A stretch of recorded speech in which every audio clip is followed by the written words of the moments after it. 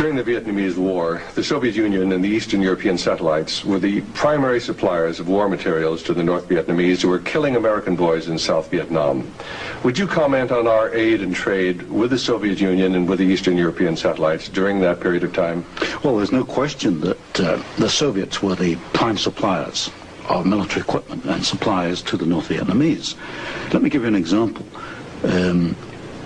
The American pilots, as they flew over the Ho Chi Minh Trail, described the trucks that they were seeing as American trucks. Well, they were American trucks because they came from the Gorky plant, and Gorky was built by Henry Ford.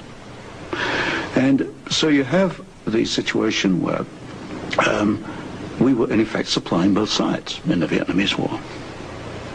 But the trucks were being built by the Soviet Union. However, were they getting any materials from the United States to help build those trucks? Yes, in the early 1970s, I know specifically of shipments of equipment into the Gorky plant while the war was going on, which in effect were aiding the Soviets to build more trucks to be used by the North Vietnamese.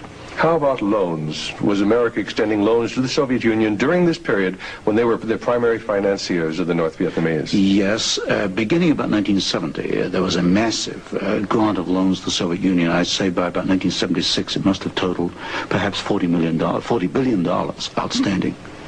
And so this, of course, these loans were used to enable the Soviet Union to purchase industrial equipment in the United States, and this industrial equipment was used to manufacture, in part, military supplies which were used against us in Vietnam.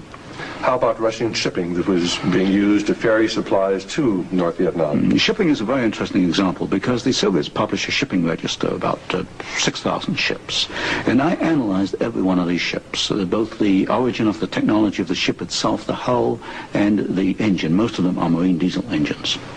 And I find that 60% of the Soviet merchant marine, which of course has military usefulness, 60% was built abroad. Only 40% in the Soviet Union, and that largely to Western design. But when you come to marine diesel engines, you find something really fascinating. You find that 80% of the marine diesel engines in Soviet merchant ships are Western engines, Burmeister & Wain of Copenhagen, Sulzer of Switzerland, Fiat of Italy, because that name has come up before. But the other 20% of marine diesel engines built in the Soviet Union are built to Western design under technical assistance contracts from Sulzer and Burmeister & Wain. So in effect, there could be no Soviet merchant marine without assistance from the West. How about the building of the Kama River plant? Kama River was built in the late 1960s, early 1970s. The basic design, the contract was let to the Italian firm of Fiat. Giovanni Agnelli is the chairman of the board. And this is important because Agnelli is tied in with Chase Manhattan Bank. He's on the International Advisory Committee of Chase Manhattan.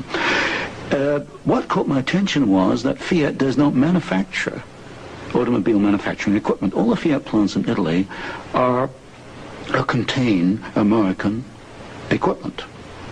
And what I found was that the equipment was coming, perhaps about 60-70% of it, from the United States, from major automobile equipment suppliers in the United States. I think it was known as the Fiat plant as a cover to perhaps divert attention from the fact that during the Vietnamese War, we were building the largest plant in the world. It covers 36 square miles.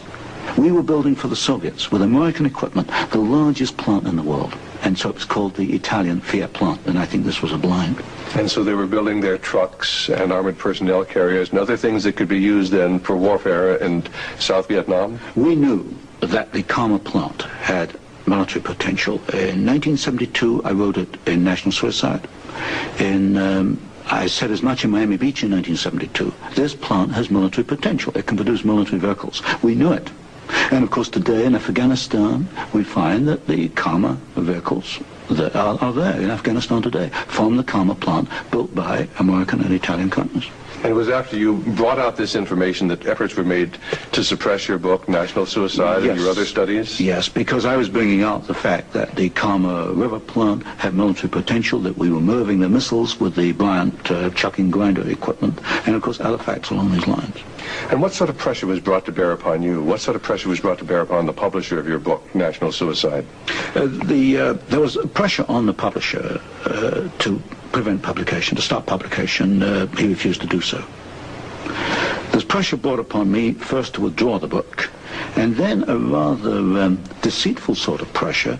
It was claimed at the Hoover Institution that I had plagiarized Volume 3 of my Western Technology series, which was being published by Stanford University.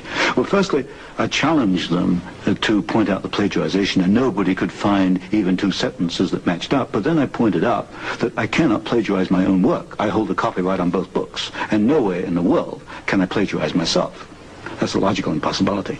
And then gradually it built up over the following years that my research was perhaps going a little out of what was perhaps required, or welcome would be a better word, and it should be confined within more narrow boundaries. And at that point in 1975 I left the Hoover Institution, and since then I've become an independent author, and I can publish what I want to publish.